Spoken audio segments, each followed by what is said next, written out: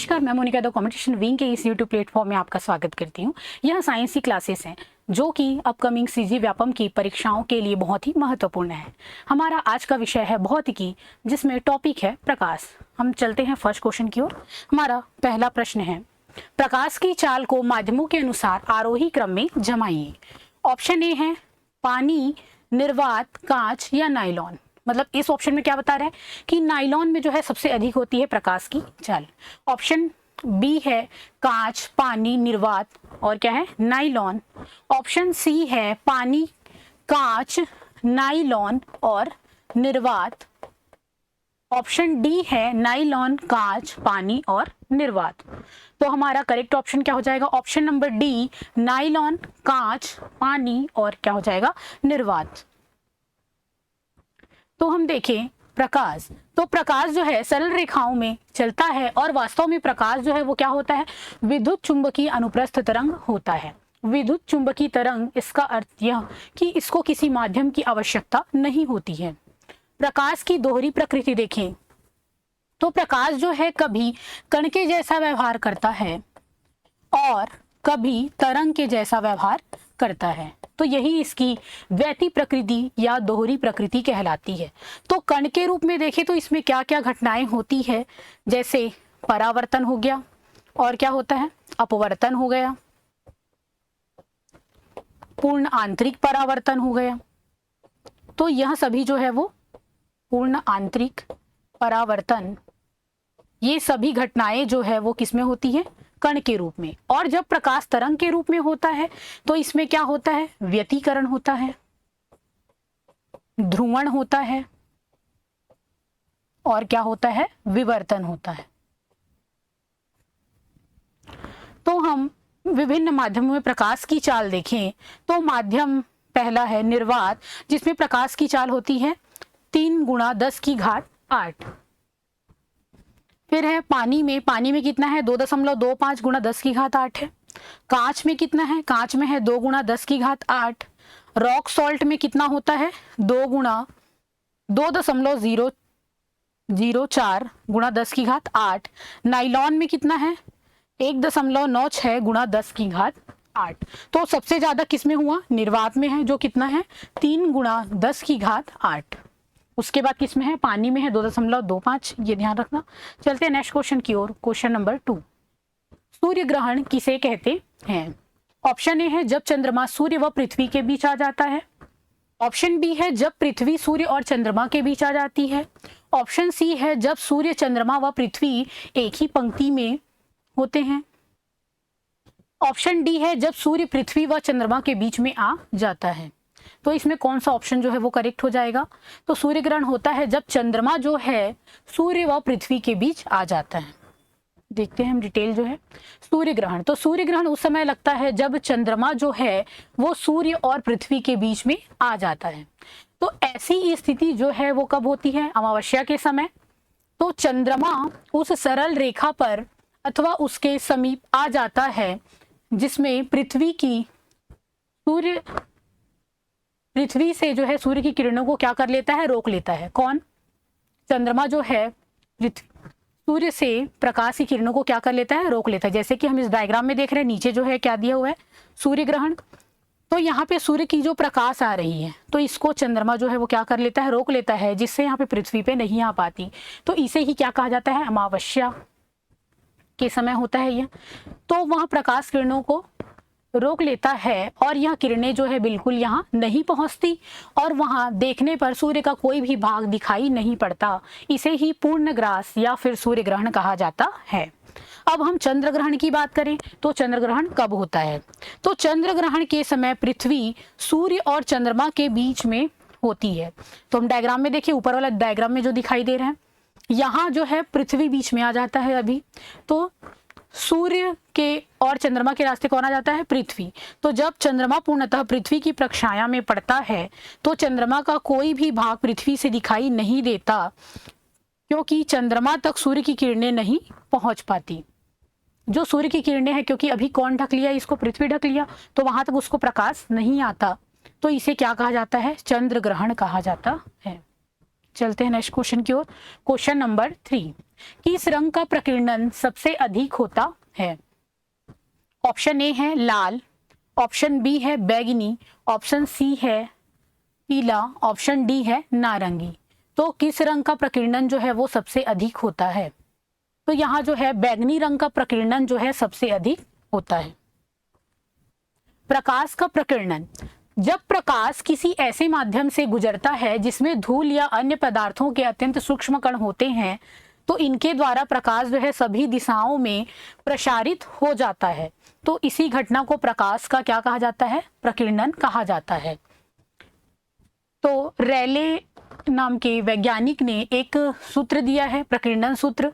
तो क्या है उसमें? प्रकीर्णन जो है 1/λ⁴ के क्या होता है? समानुपाती होता है। प्रकीर्णन जो है 1/λ⁴ के समानुपाती होता है। तो हम प्रकीर्णन और तरंग दैर्घ्य का रिलेशन देखें तो ये कैसा रिलेशन दिखाई दे रहा है? उल्टा रिलेशन है। अगर तरंग दैर्घ्य जो है अगर बढ़ेगा तो प्रकीर्णन जो है वो क्या होगा? कम होगा। तो हमने आंसर में क्या देखा? किसका प्रकीर्णन अधिक होता है? बैगनी रंग का, क्योंकि उसका तरंग दैर्घ्य क्या होता है? कम होता है। तो बैगनी रंग की तरंग दैर्घ्य सबसे कम होती है, अतः इस रंग के प्रकाश का प्रकीर्णन सबसे क्या होता है? अधिकतम होता है। वैसे ही लाल रंग की बात करें तो लाल रंग का जो तरंग दैर्घ्य वो सबसे अधिक होता है, इसलिए इसका प्रकीर्णन जो है वो क्या हो जाएगा? सबसे कम हो जाएगा। चलते हैं नेक्स्ट क्वेश्चन की ओर। क्वेश्चन नंबर 4, अंतरिक्ष में आकाश का रंग दिखाई देता है। ऑप्शन ए है काला, ऑप्शन बी है बैगनी, ऑप्शन सी है नीला, ऑप्शन डी है लाल। तो कौन सा ऑप्शन करेक्ट हो जाएगा? अंतरिक्ष में आकाश का रंग दिखाई देता है काला दिखाई देता है।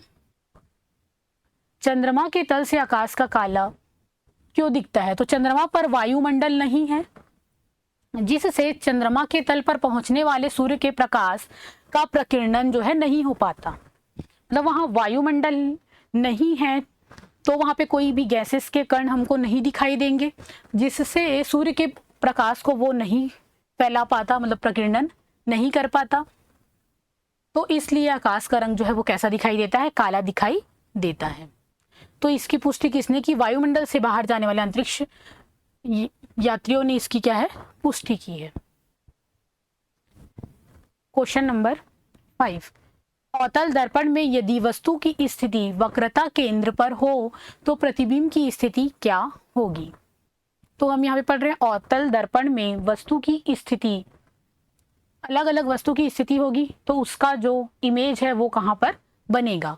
तो ऑप्शन ए है फोकस पर बनेगा, ऑप्शन बी है अनंत पर बनेगा, ऑप्शन सी है फोकस व वक्रता केंद्र के बीच बनेगा, या फिर ऑप्शन डी है वक्रता केंद्र पर ही बनेगा। तो यदि वस्तु की स्थिति वक्रता केंद्र पर हो तो प्रतिबिंब जो है वो वक्रता केंद्र पर ही बनती है। देखते हैं हम इसका डिटेल जो है। अच्छा, एक क्वेश्चन और कर लेते हैं, फिर इसका डिटेल जो है वो देखते हैं। अवतल दर्पण में यदि वस्तु फोकस व ध्रुव के बीच हो तो प्रतिबिंब की प्रकृति होगी। ऑप्शन ए है उल्टा व आभासी, ऑप्शन बी है सीधा व आभासी, ऑप्शन सी है उल्टा व वास्तविक, ऑप्शन डी है सीधा व क्या है? वास्तविक। तो एक ही कंडीशन होता है अवतल दर्पण में जिसमें वो फोकस ध्रुव के बीच होता है, तो उसमें प्रतिबिंब की प्रकृति जो है वो सीधा व आभासी होता है। नहीं तो बाकी जो स्थिति में जो है क्या बनाता है? वास्तविक होता है और क्या होता है? उल्टा होता है। बस एक ही स्थिति है जो क्या है? ध्रुव और फोकस के बीच होती है। तो अवतल दर्पण के सम्मुख विभिन्न स्थितियां जो है इस प्रकार है। तो वस्तु की स्थिति अगर अनंत पर हो तो हम इसका एक बार डायग्राम देख लेते हैं कैसा रहेगा। अवतल दर्पण जो है अंदर की ओर क्या होता है? धसा होता है। तो ये हमारे एक अवतल दर्पण हो गया। ये जो है वो क्या है? ध्रुव है, पोल हो गया। ये हमारा क्या है? मुख्य अक्ष हो गया। यहाँ एक बना लेते हैं हम क्या है? फोकस, और एक होगा हमारा वक्रता केंद्र। अब वस्तु को हम यहाँ पे अनंत की स्थिति में, उसके बाद लाएंगे एक कौन सी? ये हो गई अनंत की स्थिति, और एक हो गई अनंत और सी के बीच में स्थिति में देखेंगे। ये वस्तु की स्थिति है। पहले देखेंगे अनंत पर, उसके बाद देखेंगे पहले देखेंगे अनंत पर, उसके बाद देखेंगे अनंत और सी के बीच ये वस्तु की स्थिति है, वस्तु की स्थिति। तो पहले देखेंगे अनंत पर, फिर अनंत और सी के बीच, फिर उसके बाद देखेंगे हम लोग सी पर कि सी पर है तो कहाँ पर बनेगा। उसके बाद देखेंगे सी और एफ के बीच वस्तु अगर रहेगी तो कहाँ पर प्रतिबिंब बनेगा। उसके बाद देखेंगे एफ पर रहेगा तो कहाँ बनेगा। उसके बाद देखेंगे हम एफ और पी के बीच होगा तो कहाँ बनेगा, मतलब फोकस और किसके बीच, ध्रुव के बीच होगा तो कहाँ प्रतिबिंब जो है वो बनेगा। तो हम इस टेबल में देखते हैं, अनंत पर है अगर तो प्रतिबिंब कहाँ पर बनेगा, फोकस पर बनेगा। और प्रतिबिंब का आकार कैसा होगा, बहुत छोटा होगा, बिंदु आकार का होगा। और प्रतिबिंब की प्रकृति कैसी होगी, उल्टा और वास्तविक होगा। सेकंड देखिए तो वक्रता केंद्र और अनंत के बीच, जैसा कि हमने पीछे ही बनाया था, वक्रता केंद्र और किसके बीच, अनंत के बीच हो तो कहाँ बनेगा, प्रतिबिंब जो है फोकस और केंद्र के बीच। और प्रतिबिंब की स्थिति, आकार जो है वो कैसा होगा, छोटा होगा। और प्रतिबिंब की प्रकृति कैसी होगी, उल्टा और वास्तविक। यदि वक्रता केंद्र पर हो तब इसका प्रतिबिंब की स्थिति कहाँ पे बनेगी, वक्रता केंद्र पर ही, जो पिछले क्वेश्चन में दिया हुआ था। और इसमें प्रतिबिंब का आकार होगा समान आकार का। प्रतिबिंब की प्रकृति जो है वो उल्टा और वास्तविक ही रहेगा। अभी हमने बताया था कि एक ही कंडीशन है फोकस और ध्रुव के बीच, वहीं पर सीधा और आभासी बनता है, सभी में क्या बनता है, उल्टा और वास्तविक। यहाँ देखें फोकस और वक्रता केंद्र के बीच अगर रहे तो कहाँ पे बनेगा, केंद्र और अनंत के बीच, वक्रता केंद्र और कहाँ पे, अनंत के बीच ही बनेगा। प्रतिबिंब का आकार जो है वो क्या हो गया, बड़ा। तो ये छोटे से आकार क्या होता जा रहा है, बड़ा होता जा रहा है। और यहाँ पे भी प्रकृति कैसी होगी, उल्टा व वास्तविक। फोकस पर है तो कहाँ पे बनेगा, प्रतिबिंब जो है अनंत पर। और कैसा बनेगा, बहुत आकार जो है बहुत बड़ा होगा। और प्रकृति कैसी होगी, उल्टा व वास्तविक। अब एक ही ऐसी स्थिति है जिसमें फोकस व ध्रुव पर हो तो ये अवतल दर्पण के दूसरी ओर बनेगा। और प्रतिबिंब कैसा होगा, बहुत बड़ा होगा। और प्रतिबिंब की प्रकृति जो है वो कैसी हो जाएगी, सीधा व आभासी। तो ध्यान रखना, जब भी प्रतिबिंब अगर वास्तविक बनता है, जब भी प्रतिबिंब वास्तविक बनता है तो वो कैसा होगा, उल्टा होगा।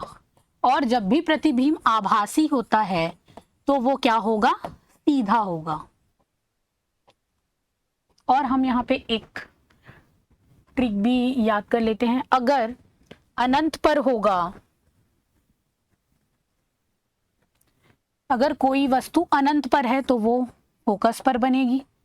मतलब अनंत और फोकस का रिलेशन देख, जहां जहां अनंत दिखेगा वहां पे क्या आएगा, फोकस आएगा। तो अनंत पर है तो फोकस पर बनेगी प्रतिबिंब जो है। और यदि अनंत और कहाँ है, वक्रता केंद्र है, तो एक और दूसरा ट्रिक याद रखना कि अगर वक्रता केंद्र पर होगी तो कहाँ पे बनेगी, वक्रता केंद्र पर ही बनेगी। तो यहाँ पे क्या है, अनंत है और वक्रता केंद्र है। तो अनंत है मतलब क्या आ जाएगा, एफ, और वक्रता केंद्र मतलब क्या आ जाएगा, वक्रता केंद्र ही आएगा। तो किसके बीच बनेगा, एफ और सी के बीच, जैसा हमने पीछे देखा। अगर वक्रता केंद्र है तो किस कहाँ पे बनेगा, वक्रता केंद्र पर ही। सी और एफ है तो वक्रता केंद्र तो बताई थी, वक्रता केंद्र का सी का क्या रहता है, सी ही रहता है। तो सी सी ही रहेगा, लेकिन एफ किस में चेंज हो जाएगा, इन्फिनिटी में। वैसे ही जब एफ पर है तो कहाँ बनेगा, अनंत में। और एफ और पी के बीच है तो यहाँ पे हमने एक स्थिति देखी थी, क्या, दर्पण के पीछे बनेगा और कैसा रहेगा, आभासी और सीधा बनेगा। तो ये ट्रिक याद रखना, अनंत है तो एफ और सी है तो सी आएगा। तो इससे हम ये पूरे प्रतिबिंब की स्थिति जो है वो निकाल सकते हैं। चलते हैं नेक्स्ट क्वेश्चन की ओर। क्वेश्चन नंबर 7, तारों का टिमटिमाना किस घटना के कारण होता है। ऑप्शन ए है प्रकाश का ध्रुवण, ऑप्शन बी है प्रकाश का परावर्तन, ऑप्शन सी है प्रकाश का अपवर्तन, ऑप्शन डी है प्रकाश का व्यतिकरण। तो तारों का टिमटिमाना जो है वो किस पे निर्भर है, प्रकाश के अपवर्तन पर। तो प्रकाश का अपवर्तन क्या होता है, तो जब प्रकाश जो है एक माध्यम से दूसरे माध्यम में जाती है तो वह अपने पथ से जो है वो क्या हो जाती है, विचलित हो जाती है। यह घटना जो है अपवर्तन कहलाती है। हम इस परिभाषा के अनुसार देखें तो किसी समांगी पारदर्शी माध्यम में प्रकाश की किरणें बिना दिशा बदले हुए एक सरल रेखा में चलती है, परंतु जब वो एक पारदर्शी माध्यम में चलने के बाद दूसरे पारदर्शी माध्यम में आती है तो दोनों माध्यमों को अलग करने वाला तल, मतलब जिसको क्या बोला जा रहा है, अभिलंब, आपाती होने पर बिना मुड़े सीधी निकल जाती है, परंतु तिरछी आपतित होने पर वे अपनी मूल दिशा से क्या हो जाती है, इसको आना था लेकिन अपनी सीधा आना था लेकिन अपने मूल दिशा से थोड़ी क्या हो जाती है, विचलित हो जाती है। तो प्रकाश की इस घटना को जो है अपवर्तन कहा जाता है। जैसा कि इस डायग्राम में हमको दिखाई दे रहा है कि ये ब्रश जो है ऐसा सीधा दिखाई देना था, लेकिन यहाँ पे प्रकाश का अपवर्तन हो रहा है, इसलिए हमको इसका ऊपर वाला पोर्शन यहाँ तक दिखाई दे रहा है, फिर थोड़ा सा यहाँ से प्रकाश का मार्ग चेंज हो गया है तो यहाँ पे थोड़ा सा इधर दिखाई दे रहा है ब्रश जो है। चलते हैं नेक्स्ट क्वेश्चन की ओर। Question number 8। पूर्ण आंतरिक परावर्तन में प्रकाश सघन से विरल माध्यम में जाती है तो क्या होता है? तो आपतन कोण क्रांतिक कोण से कम हो जाता है। ऑप्शन बी है आपतन कोण क्रांतिक कोण से अधिक हो जाता है। ऑप्शन सी है आपतन कोण जो है क्रांतिक कोण के समान हो जाता है। ऑप्शन डी है प्रकाश अपने पथ से विचलित हो जाता है। तो पूर्ण आंतरिक परावर्तन की जो स्थिति है उसमें आपतन कोण जो है वो क्रांतिक कोण से क्या हो जाता है, अधिक हो जाता है। इसकी स्थिति देखते हैं, तीनों ही स्थिति जो है। तो प्रकाश के पूर्ण परावर्तन की बात करें तो जब हम सघन से विरल माध्यम में जाने वाली प्रकाश की किरणों के लिए आपतन कोण जो है क्रांतिक कोण से अधिक हो जाए, आपतन कोण जो है किससे अधिक हो जाए, क्रांतिक कोण से अधिक हो जाए, तो प्रकाश की किरणें उसी माध्यम में क्या होती है, लौट आती है। तो यह पूर्ण आंतरिक परावर्तन कहलाता है। जल और वायु माध्यम युग्म के लिए क्रांतिक कोण जो होता है वो 48 डिग्री तथा हीरा व वायु के लिए वो कितना होता है, 24 डिग्री होता है। तो एक विरल माध्यम होगा और एक सघन माध्यम होगा। तो जैसे हम यहाँ पे बात करें चित्र 1 में देखें तो यहाँ पे क्या हो रहा है, सघन माध्यम से विरल माध्यम में आ रहा है, तो ये पहला तो अपवर्तन को बता रहा है। तो ये जो हो गया हमारा आपतित किरण है, आपतित किरण है जो कि किसी स्रोत से आ रहा है, फिर वो माध्यम चेंज करने की वजह से ये क्या हो जाएगी, विचलित हो जाएगी। तो इसको जाना था सीधे लेकिन थोड़े से मार्ग में क्या हो जा रही है, विचलित हो जा रही है, तो इसको क्या बोला जाता है, अपवर्तन। अब इसमें ही हम आपतन कोण के मान को अगर और बढ़ा दें तो अपवर्तन कोण का मान कितना हो जाता है, 90 डिग्री। तो जब हम आपतन कोण के मान को क्या कर रहे हैं, बढ़ा रहे हैं, तो अपवर्तन कोण का मान कितना हो जा रहा है, 90 डिग्री हो गया। तो इसी कंडीशन में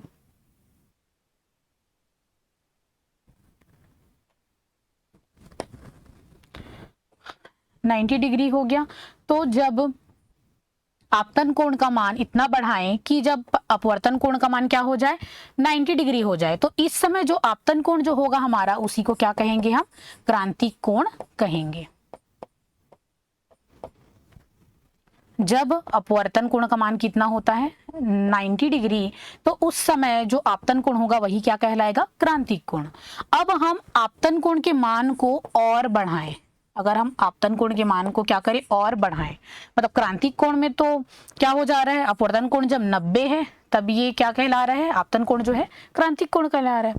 यदि क्रांतिक कोण से और ज्यादा बढ़ाएं आपतन कोण को तो यह दूसरे माध्यम में ना आके उसी माध्यम में वापस चली जाती है, मतलब क्या हो जाती है, परावर्तित हो जाती है। तो ये क्या कहलाता है, पूर्ण आंतरिक परावर्तन। तो इसमें अपवर्तनांक का सूत्र है, अपवर्तनांक बराबर 1/sin c, जहाँ पे c क्या है, क्रांतिक कोण है। तो अपवर्तनांक और क्रांतिक कोण के बीच रिलेशन देखे तो कैसा रिलेशन दिखाई दे रहा है, उल्टा रिलेशन दिखाई दे रहा है। ये ऊपर है और ये कहाँ है, नीचे है, तो दोनों में कैसा रिलेशन है, उल्टा रिलेशन है। तो जब भी अपवर्तनांक बढ़ेगा तो क्रांतिक कोण क्या होगा, कम होगा। पूर्ण आंतरिक परावर्तन केवल तभी संभव है, तो इसकी 2 शर्तें हैं।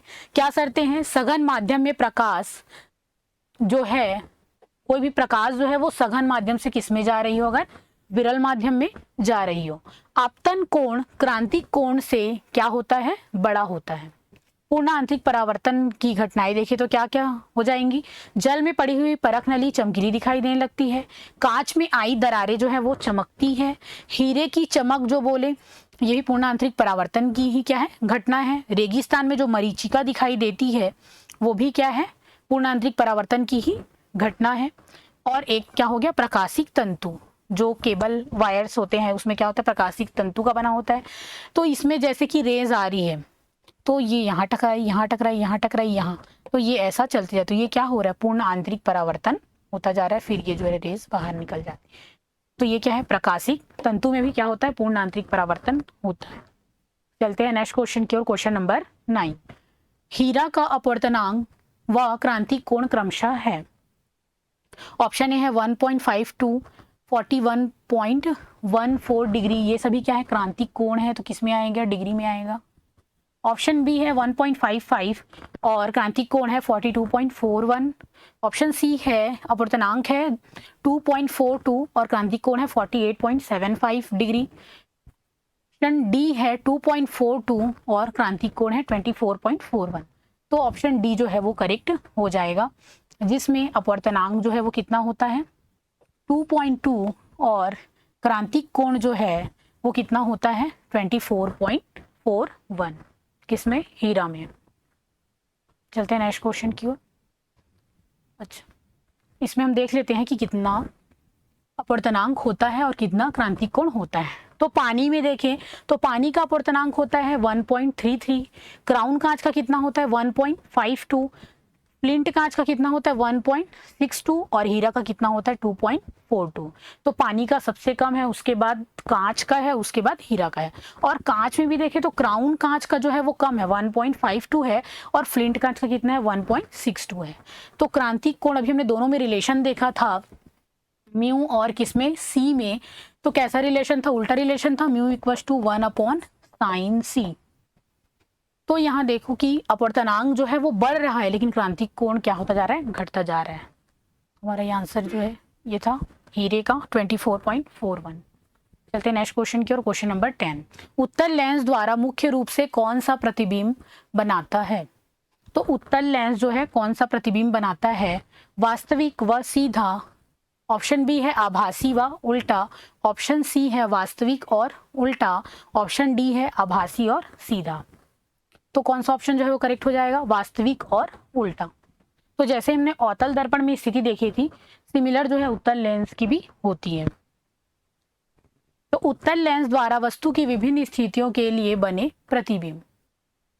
तो अभी जैसे हमने उसमें देखा था कि अनंत पर होगा तो कहाँ पे बनेगा, फोकस में।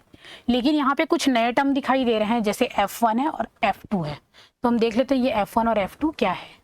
तो हम यदि उत्तल लेंस बनाए तो इसके दो पृष्ठ होते हैं, ये होता है मुख्य अक्ष से होके ध्रुव तक। यहाँ पे पहले पृष्ठ के लिए F1 और ये 2F1 होता है, और दूसरे पृष्ठ के लिए F2 और 2F2 होता है। तो हम वस्तु को एक ही साइड रखेंगे और प्रतिबिंब जो है दूसरे साइड में बनता जाएगा।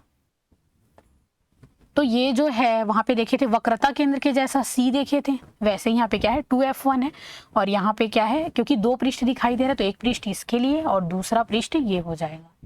तो यहाँ पे वस्तु को देखिए अनंत पर देखेंगे, फिर अनंत और 2F1 के बीच देखेंगे, फिर 2F1 पे देखेंगे, फिर 2F1 और F1 के बीच, उसके बाद F1 पर F1 और किसके, पोल के बीच देखेंगे।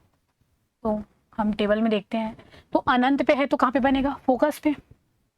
तो हमने जो ट्रिक देखा, अनंत पे है तो हमेशा फोकस पे बनेगा, और सी पे है तो सी पर ही बनेगा। तो सी मतलब क्या, 2F1 और क्या F2 की बात करेंगे। यहाँ पे क्या हो जाएगा, ये सी 2F1 और या 2F2। तो जब वस्तु 2F1 से परे, मतलब 2F1 के मतलब अनंत और 2F1 के बीच में हो, तब कहाँ पे बनेगा। तो अनंत का हमने F लिया था तो ये F2 हो जाएगा, और ये 2F2 के बीच। वैसे ही 2F1 पर रखे तो दूसरी ओर बनेगा, तो दूसरी ओर क्या है 2F2, तो ये 2F2 पर। चौथा है F1 तथा 2F1 के बीच, तो यहाँ पे क्या हो जाएगा 2 के परे मतलब 2f2 के क्या हो जाएगा पीछे अगर फोकस पे हो तो कहाँ पे बनेगा, अनंत पर। और प्रकाशिक केंद्र लेंस का जो था तथा f1 के बीच अगर रहेगा तो कहाँ पे बनेगा, लेंस के उसी ओर जिस ओर वस्तु है, मतलब जिधर वस्तु है उस ओर ही बनेगा। मतलब अभी तक प्रतिबिंब इस साइड में बन रहा था, अभी कहाँ बनेगा, वस्तु की ओर ही बनेगा।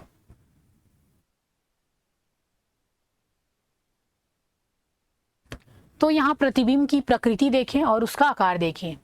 तो अनंत पर जब होगी तो प्रतिबिंब की स्थिति कहाँ पे बनेगी, फोकस पे। तो प्रतिबिंब की प्रकृति क्या हो जाएगी, वास्तविक और कैसा बनेगा, उल्टा बनेगा। और कैसा रहेगा, बहुत ही छोटा बिंदु आकार का। तो जैसा कि हमने अवतल दर्पण में देखा था वैसे ही स्थिति इसमें भी दिखाई देगी। तो 5 कंडीशन में क्या होगा, वास्तविक और उल्टा बनेगा। लास्ट कंडीशन जो प्रकाशिक केंद्र और F1 के बीच होगा, जिसमें उसमें ध्रुव और फोकस के बीच था, तो उसमें क्या बनेगा, एक आभासी और कैसा रहेगा, सीधा रहेगा। चलते हैं नेक्स्ट क्वेश्चन की ओर। क्वेश्चन नंबर 11, उत्तल लेंस में यदि कोई वस्तु फोकस पर हो तो उसका प्रतिबिंब कहाँ पर बनेगा। तो उत्तल लेंस में यदि कोई वस्तु फोकस पर हो तो हमने फोकस का रिलेशन किससे देखा था, इन्फिनिटी, अनंत से। तो इसका प्रतिबिंब कहाँ पे बनेगा, अनंत पर। चलते हैं नेक्स्ट क्वेश्चन की ओर। क्वेश्चन नंबर 12, एक उत्तल लेंस की फोकस दूरी 25 सेंटीमीटर व अवतल लेंस की फोकस दूरी कितनी है, 50 सेंटीमीटर हो तो इन दोनों के संपर्क से बनी संयुक्त लेंस की फोकस दूरी क्या होगी। तो यहाँ पे एक हमारे पास उत्तल लेंस है जिसकी फोकस दूरी कितनी है, 25 है।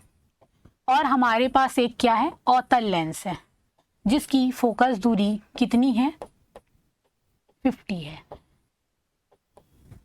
तो यहाँ पे संयुक्त लेंस की जो फोकस दूरी का सूत्र होता है, संयुक्त लेंस की फोकस दूरी, संयुक्त लेंस की क्या है, फोकस दूरी जो है वो कितनी होती है,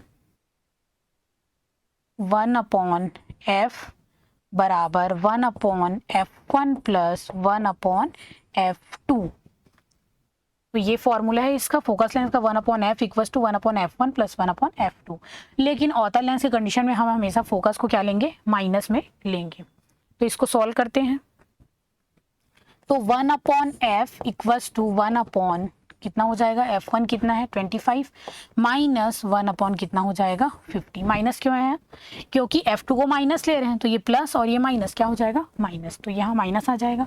इसको सॉल्व करें तो एलसीएम कितना आ जाएगा, 25 और 50 का 50 आएगा। सॉल्व करो इसको, कितना होगा 25 दूनी 50 और 50 से कम 50, तो कितना आ जाएगा ये 1/50। तो यहाँ से 1/f 1/50, तो f का मान कितना आ जाएगा 50 सेंटीमीटर। तो इसका संयुक्त फोकस दूरी वो कितना हो जाएगा 50 सेंटीमीटर। और कैसा आ रहा है, धनात्मक आ रहा है, तो इसको क्या लेंगे, धनात्मक 50 सेंटीमीटर। अगर ऋणात्मक आता तो कौन सा लेंस बन जाता, अवतल। अगर क्या है धनात्मक आया है तो ये किस लेंस की भांति जो है व्यवहार करेगा, उत्तल लेंस की जैसा, क्योंकि इसका फोकस जो है वो कैसा आया है, धनात्मक। इसकी दूसरी भी विधि है बनाने की, तो ये विधि भी देख लेते हैं। तो यहाँ पे संयुक्त लेंस की जो क्षमता है उसका सूत्र होता है P इक्वल्स टू 1/f। तो ये यहाँ से बना है। तो उसमें पहला का फोकस दूरी क्या था, 25 था, 25 सेंटीमीटर। तो यहाँ क्या हो जाएगा, P बराबर, उत्तल लेंस की बात करें पहला वाला जो था 1/25, लेकिन यहाँ पे अगर ये मीटर में होता है ऊपर तो मीटर को सेंटीमीटर में चेंज करेंगे, ये 1 मीटर में होता है तो ये 100/25 हो जाएगा, तो कितना आ जाएगा 4D आ जाएगा। वैसे ही इसको P1 ले लेते हैं, पहला उत्तल लेंस, उसके बाद देते हैं अवतल लेंस के लिए। तो ये 1 मीटर बटे दूसरे का कितना था 50 था और क्या था ऋणात्मक में था, तो यहाँ पे कितना आ जाएगा 100/50, तो 50 दूनी 100, तो यहाँ पे क्या आ जाएगा -2D। अगर संयुक्त लेंस की क्षमता को अगर ऐड करें तो क्या आता है, P equals to P1 plus P2 equals to क्या हो जाएगा 4D माइनस 2D, तो कितना आ जाएगा 2D आएगा। अब ये P है तो इसको फिर से हमको किस में कन्वर्ट करना है, F में कन्वर्ट करना है। तो ये क्या हो जाएगा,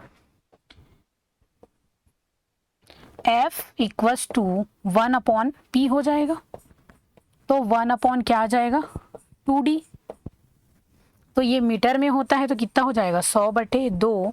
तो यहाँ से कितना आ जाएगा, 50 सेंटीमीटर। तो यहाँ से भी उतना ही आ रहा है और हमने पिछले फॉर्मूले में देखा उससे भी कितना आ रहा है, 50 सेंटीमीटर आ रहा है। तो इसका करेक्ट ऑप्शन क्या हो जाएगा, ऑप्शन नंबर सी, 50 सेंटीमीटर क्या आ जाएगा, धनात्मक। चलते हैं नेक्स्ट क्वेश्चन की ओर, क्वेश्चन नंबर 13। यदि लेंस को ऐसे द्रव में डुबोया जाए जिसका अपवर्तनांक लेंस के अपवर्तनांक से कम हो तो लेंस की प्रकृति कैसी होगी। ऑप्शन ए है उत्तल लेंस, अवतल लेंस जो है उत्तल लेंस की तरह कार्य करेगा, लेंस की प्रकृति अपरिवर्तित होगी, मतलब यहाँ पे परिवर्तित हो जा रही है। ऑप्शन ए में क्या बोल रहा है, जो उत्तल लेंस है वो अवतल की तरह कार्य करेगा और जो अवतल है वो उत्तल की तरह कार्य करेगा। जबकि बी में क्या बोला जा रहा है, लेंस की प्रकृति जो है अपरिवर्तित रहेगी। ऑप्शन सी है लेंस समतल प्लेट की भांति व्यवहार करेगा, या फिर इनमें से कोई नहीं। तो यदि द्रव का अपवर्तनांक लेंस के अपवर्तनांक से कम हो तो उसकी प्रकृति जो है कैसी रहेगी, चेंज नहीं होगी, अपरिवर्तित रहेगी। तो यहाँ पे 3 कंडीशन होता है। जब लेंस को किसी द्रव में डुबोने पर ये द्रव हो गया जिसका अपवर्तनांक ले लें हम लोग μ1, और यहाँ पे एक लेंस है जिसका अपवर्तनांक क्या है, μ2 है। तो पहला कंडीशन में क्या बोला जा रहा है, द्रव में डुबोने पर लेंस की फोकस दूरी परिवर्तित हो जाती है यदि ऐसे द्रव में लेंस को डुबोया जाए जिसका अपवर्तनांक लेंस के अपवर्तनांक से क्या हो, कम हो। तो μ1 का अपवर्तनांक जो है μ2 से क्या हो, कम हो। तो जो द्रव है उसका अपवर्तनांक क्या रहेगा, कम रहेगा। तो यहाँ पे लेंस की प्रकृति जो है क्या होगी, अपवर्तित रहेगी, जो कि क्वेश्चन में दिया हुआ था। दूसरा कंडीशन हो सकता है μ1 इक्वल टू μ2, जब दोनों का अपवर्तनांक क्या हो, बराबर हो।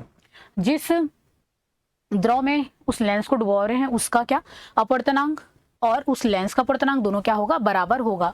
तो यहाँ पे ये लेंस जो है वो समतल प्लेट की भांति व्यवहार करेगी। और तीसरा कंडीशन क्या हो सकता है, μ1 बड़ा होगा किससे, μ2 से, मतलब जो द्रव का अपवर्तनांक है वो लेंस के अपवर्तनांक से क्या होगा, अधिक होगा। तो यहाँ क्या होगा, इसकी प्रकृति जो है वो बदल जाएगी। जैसे किसी द्रव में हवा का जो बुलबुला होता है वो गोला होता है, तो ये बाहरी पृष्ठ मतलब कैसा पृष्ठ दिखाई दे रहा है, और उत्तल में ऐसा पृष्ठ होता है। तो ये उत्तल है, उभरा हुआ जो है वो क्या है, उत्तल पृष्ठ है। तो ये उत्तल है, लेकिन ये कैसा व्यवहार करने लग जाएगा, अवतल लेंस की भांति व्यवहार करता है। तो ये जो है, क्योंकि जल का अपवर्तनांक हवा से क्या होता है, अधिक होता है। तो यहाँ क्या होगा, ये है क्या, उत्तल, लेकिन इसकी प्रकृति जो है वो बदल के क्या हो गई, अवतल। तो यदि उसको अधिक अपवर्तनांक के द्रव में अगर डुबाएंगे, उसके लेंस से ज्यादा अपवर्तनांक के, तो उसकी प्रकृति जो है बदल जाएगी, जिसमें उत्तल अवतल की तरह कार्य करेगा, अवतल उत्तल की तरह। चलते हैं नेक्स्ट क्वेश्चन की ओर, क्वेश्चन नंबर 14।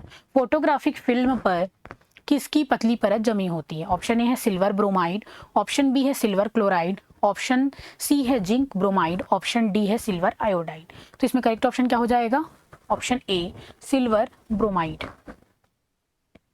तो फोटोग्राफिक कैमरा जो है, इस यंत्र के द्वारा मनुष्यों, वस्तुओं तथा प्राकृतिक दृश्यों का स्थायी प्रतिबिंब जो है फोटोग्राफिक प्लेट अथवा फिल्म पर लिया जाता है। यह 2 प्रकार का होता है, एक बॉक्स कैमरा और दूसरा होता है कौन सा, फोल्डिंग कैमरा। तो इसके निम्नलिखित भाग दिए हुए हैं, जो कि प्रकाश रोधी बॉक्स होता है, उसमें लेंस होता है, डायाफ्राम होता है, शटर होता है उसको बंद चालू करने के लिए, और मतलब प्रकाश को आने जाने के लिए क्या होता है, शटर होता है, घिसे कांच का पर्दा होता है, और एक क्या होता है, फोटोग्राफिक फिल्म। तो हम ये फोटोग्राफिक फिल्म की ही बात कर रहे हैं। तो फोटोग्राफिक फिल्म जो है, यह सेल्यूलाइड की फिल्म होती है जिस पर जिलेटिन में सिल्वर ब्रोमाइड जो है वो क्या है, उसकी पतली परत चढ़ी होती है। तो ये हमारा आंसर था। चलते हैं नेक्स्ट क्वेश्चन के, क्वेश्चन नंबर 15। मानव नेत्र में कॉर्निया के पीछे रंगीन अपारदर्शी झिल्ली का पर्दा क्या कहलाता है। ऑप्शन ए है प्यूपिल, ऑप्शन बी है आइरिस, ऑप्शन सी है पीत बिंदु, ऑप्शन डी है रेटिना। तो यहाँ करेक्ट आंसर क्या हो जाएगा, कॉर्निया के पीछे एक रंगीन अपारदर्शी झिल्ली जो है पर्दा, वो कौन सा होता है, आइरिस का होता है। जबकि यहाँ पे झिल्ली का पर्दा बोल रहा है तो हम किस पे टिक कर सकते थे, रेटिना, क्योंकि रेटिना जो है पर्दा होता है, जबकि यहाँ पे कॉर्निया के पीछे जो रंगीन अपारदर्शी झिल्ली जो होता है वो क्या होता है, आइरिस होता है। तो मानव नेत्र में देखिए, तो मानव आंख एक कैमरा के जैसा है, आंख के लेंस द्वारा कैसा प्रतिबिंब बनता है, उल्टा व वास्तविक प्रतिबिंब आंख के पीछे सुग्राही रेटिना पर्दे पर जो है वो बनता है। नेत्र का गोला बाहर से एक दृढ़ अपारदर्शी श्वेत परत से ढका रहता है, जिसको क्या कहा जाता है, दृढ़ पटल कहा जाता है। कॉर्निया के पीछे एक रंगीन अपारदर्शी झिल्ली का पर्दा होता है, जिसकी बात हमने भी क्वेश्चन में की थी, जिसे आइरिस कहा जाता है। इस पर्दे के बीच में एक छोटा सा छिद्र होता है, जिसे पुतली अथवा नेत्र तारा कहते हैं। नेत्र लेंस आइरिस के ठीक पीछे होता है। नेत्र लेंस जो होता है वो क्या होता है, आइरिस के पीछे होता है। कॉर्निया के पीछे हमने क्या देखा, आइरिस देखा अभी, फिर उसके बाद वहां पे क्या छोटा सा छिद्र होता है जिसको क्या बोलते हैं, नेत्र तारा। फिर नेत्र लेंस जो है वो आइरिस के ठीक पीछे होता है। लेंस के पिछले भाग की वक्रता त्रिज्या छोटी तथा अगले भाग की क्या होती है, बड़ी होती है। कोरोइड दृढ़ पटल के नीचे काले रंग की एक क्या होती है, झिल्ली होती है, जिसे कोरोइड कहते हैं। यह प्रकाश को शोषित करके प्रकाश के परावर्तन को क्या करती है, रोकती है। आंतरिक परावर्तन को क्या करती है, रोकती है।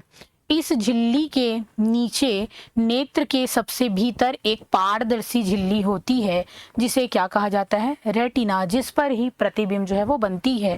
यह प्रकाश की सिराओं की एक क्या होती है, फिल्म होती है।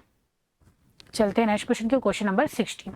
निकट दृष्टि दोष के निवारण के लिए उपयुक्त लेंस है। ऑप्शन ए है अवतल लेंस, ऑप्शन बी उत्तल, ऑप्शन सी है टोरिक लेंस, ऑप्शन डी है उभयावतल लेंस। तो इसमें करेक्ट ऑप्शन क्या हो जाएगा, निकट दृष्टि दोष के लिए कौन सा लेंस जो है वो यूज किया जाता है, अवतल लेंस। निकट दृष्टि दोष देखें क्या होता है। तो निकट दृष्टि दोष में क्या होता है, यदि नेत्र की पास की वस्तु को तो देख पाता है निकट दृष्टि में, किंतु एक निश्चित दूरी से अधिक दूर की वस्तु को स्पष्ट नहीं देख पाता, उस नेत्र में निकट दृष्टि का दोष होता है। तो इस स्थिति में दूर की वस्तु का प्रतिबिंब रेटिना पर ना बनकर उसके आगे बनता है।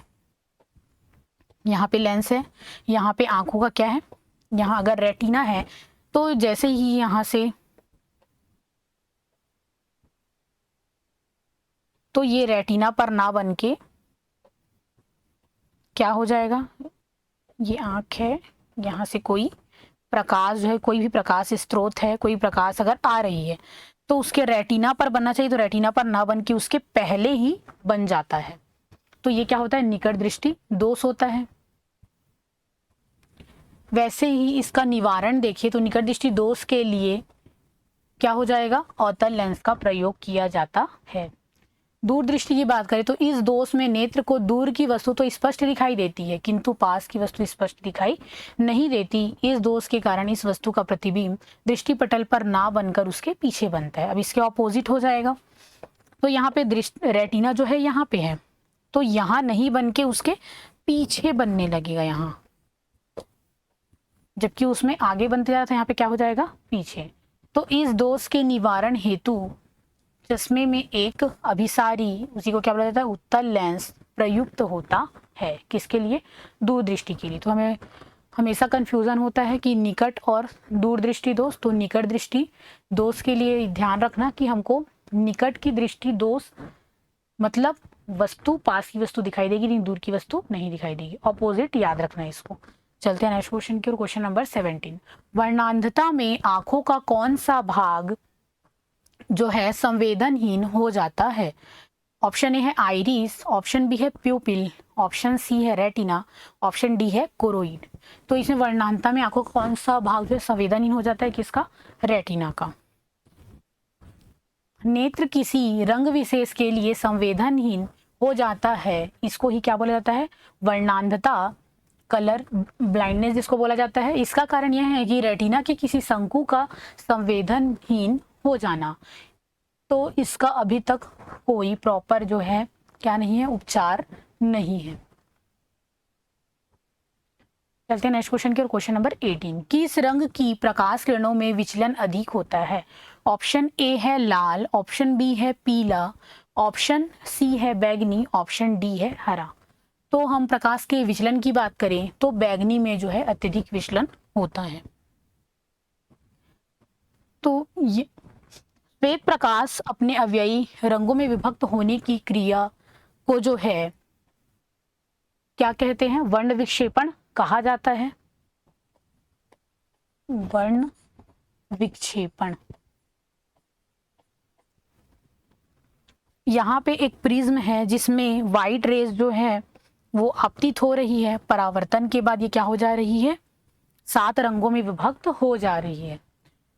तो यहाँ रंगीन प्रकाश की पट्टी को ही क्या कहा जाता है? स्पेक्ट्रम। तो यहाँ पे अलग अलग रंगों की जो पट्टी दिखाई दे रही है वो क्या कहलाती है? स्पेक्ट्रम।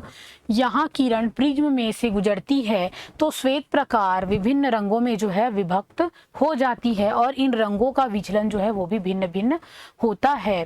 तो लाल प्रकाश में विचलन जो है सबसे कम होगा और बैंगनी प्रकाश का विचलन जो है सबसे अधिक होता है। चलते हैं नेक्स्ट क्वेश्चन की ओर। क्वेश्चन नंबर 19, प्राथमिक इंद्रधनुष किस प्रक्रिया से बनती है? ऑप्शन ए है एक बार अपवर्तन एक बार पूर्ण आंतरिक परावर्तन, ऑप्शन बी है 2 बार अपवर्तन 1 बार पूर्ण आंतरिक परावर्तन, ऑप्शन सी है 2 बार अपवर्तन 2 बार पूर्ण आंतरिक परावर्तन, ऑप्शन डी है 1 बार अपवर्तन और 2 बार पूर्ण आंतरिक परावर्तन। तो यहाँ प्राथमिक इंद्रधनुष की बात कर रहे हैं तो उसमें अपवर्तन तो दोनों में दो बार ही होता है, प्राथमिक बोले या द्वितीयक बोले, लेकिन प्राथमिक में जो है 1 बार पूर्ण आंतरिक परावर्तन होगा जबकि द्वितीयक में जो है 2 बार पूर्ण आंतरिक परावर्तन होता है। तो कौन सा ऑप्शन जो है करेक्ट हो जाएगा? 2 बार अपवर्तन और 1 बार पूर्ण आंतरिक परावर्तन। तो ऑप्शन बी जो है वो करेक्ट हो जाएगा।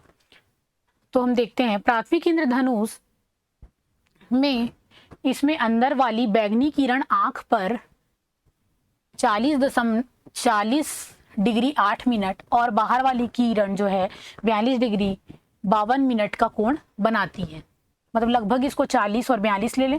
वैसे ही द्वितीयक इंद्रधनुष की बात करें तो यहाँ पे अंदर वाली लाल किरण देखो, यहाँ पे इसमें जो है अंदर की तरफ बैंगनी बनेगा जबकि इसमें अंदर की तरफ क्या बनेगा? लाल बनेगा द्वितीयक में। और इसमें बाहर की तरफ बैंगनी है तो उसमें बाहर की तरफ क्या है? लाल है। तो इसमें बाहर की तरफ कितने का कोण बनाती है? 54 डिग्री। तो प्राथमिक और द्वितीयक इंद्रधनुष में अंतर देखिए। इसके पहले हम इसका फोटो देख लेते हैं क्या है। तो ये है प्राइमरी रेनबो प्राथमिक इंद्रधनुष और ये है द्वितीयक इंद्रधनुष। तो अभी हमने देखा था लाल रंग जो है प्राथमिक इंद्रधनुष में क्या होता है? बैगनी रंग जो है वो अंदर की ओर है। तो प्राथमिक इंद्रधनुष में बैगनी रंग जो है वो कहाँ दिखाई दे रहा है? अंदर की ओर दिखाई दे रहा है और लाल रंग जो है वो बाहर की ओर है। जबकि सेकेंडरी में जो है उसमें क्या हो जाएगा? अंदर की ओर कौन सा हो जाएगा? बैगनी और बाहर की ओर क्या हो जाएगा? लाल। सेकेंडरी में सेकेंडरी में क्या हो जाएगा? अंदर वाली किरण जो है वो लाल हो जाएगी और बाहर वाली जो है वो क्या हो जाएगी? बैगनी। और इसमें कोण देखे तो ये पहला वाला जो है वो प्राइमरी बना रहा है। तो इसमें भी देखे थे कितने कितने डिग्री का अंतर था? 40 और 42 था एक पहले बाहर वाले और अंदर वाले में। और यहाँ पे क्या हो जाएगा? सेकेंडरी रेनबो में जो है वो एक में 54 देखे थे लगभग, मतलब 54 समथिंग था तो उसको 55 ले लेते हैं। और यहाँ पे क्या है? 52 है जो कि रेस के अकॉर्डिंग है। इसमें प्राइमरी में हो जाएगा V नीचे की ओर तो R ऊपर की ओर, यहाँ पे R नीचे है तो यहाँ V ऊपर है जैसा कि हमने पीछे देखा था। तो प्राथमिक और द्वितीयक इंद्रधनुष में अंतर देखें तो प्राथमिक इंद्रधनुष में लाल रंग जो है वो बाह्य किनारे पर तथा बैगनी रंग जो है वो किनारे आंतरिक किनारे पर होता है, जबकि द्वितीयक में बैगनी रंग जो है वो बाह्य किनारे पर और लाल रंग जो है आंतरिक किनारे पर होता है। तो हम इसको ध्यान रख सकते हैं, बाह्य और क्या है? आंतरिक है। तो इन प्राथमिक इंद्रधनुष में बाहर में क्या बन रहा है? लाल और बैगनी और लाल हो जाएगा। प्राथमिक इंद्रधनुष जो है होता है वो तीव्र होता है, मतलब उसमें रंग जो है अच्छे से दिखाई देगा, तीव्र होता है। जबकि द्वितीयक इंद्रधनुष जो होता है वो फीका होता है, मतलब उतना क्लियर जो है वो नहीं होता, और प्राथमिक इंद्रधनुष एकदम मतलब क्लियर होता है, उसमें रंग जो है स्पष्ट दिखाई देते हैं। इसकी कोणी चौड़ाई जो है वो 20 होती है, जबकि इसमें कोणी चौड़ाई जो है 20 नहीं, ये कितना होगा, कोणीय चौड़ाई की बात करें तो यहाँ पे जैसे हमने डायग्राम में देखा था, इसमें था प्राइमरी में एक में 40 बना रहा है बाहर की ओर और अंदर की ओर 42, तो कितने का अंतर है, 2 डिग्री का। और वैसे ही हम सेकेंडरी की बात करें तो एक में बना रहा है 52 और एक में बना रहा है लगभग 55, तो कितने का अंतर है इसमें, 3 डिग्री का। तो एक में कितने का है, प्राथमिक में 2 डिग्री का और दूसरे में क्या है, 3 डिग्री का। तो ये क्या हो जाएगा इसका,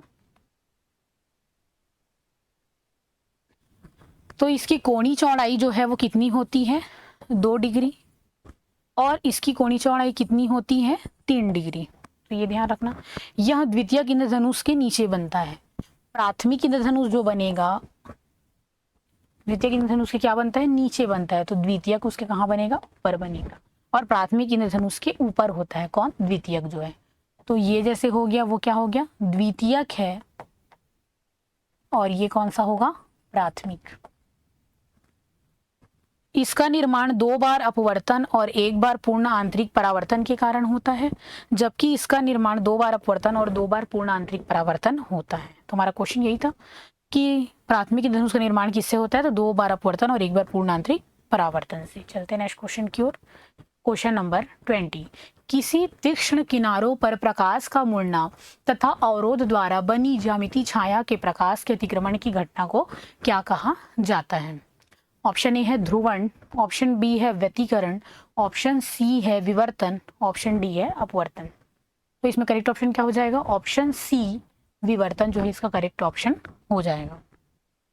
तो तीक्ष्ण धार वाले किनारों पर प्रकाश का मुड़ना अवरोध द्वारा बनी ज्यामितीय छाया में प्रकाश के अतिक्रमण की घटना को प्रकाश का विवर्तन कहते हैं। जैसे कोई तख्ता है, उसमें छोटा सा छिद्र है और यहाँ से जो है प्रकाश आ रही है, तो ये प्रकाश जो है ज्यामितीय छाया में बनी अतिक्रमण की घटना, तो यहाँ पे इस छेद से जो प्रकाश आ रही है, तो ये प्रकाश के कण जो है वो विवर्तन के कारण ही यहाँ जो है दिखाई देते हैं। तो प्रकाश के विवर्तन के कारण ही दूरदर्शी में तारों के प्रतिबिंब तीक्ष्ण बिंदुओं की तरह दिखाई ना देकर अस्पष्ट धब्बों की तरह दिखाई देते हैं। तो प्रकाश के विवर्तन के कारण ही क्या होता है, तारों का जो प्रतिबिंब है तीक्ष्ण बिंदुओं की तरह दिखाई ना देकर एक धब्बे की तरह दिखाई देता है। तो ये क्या है, प्रकाश का विवर्तन। ये आज का हमारा लास्ट क्वेश्चन था। ओके, थैंक यू, मिलते हैं नेक्स्ट सेशन में।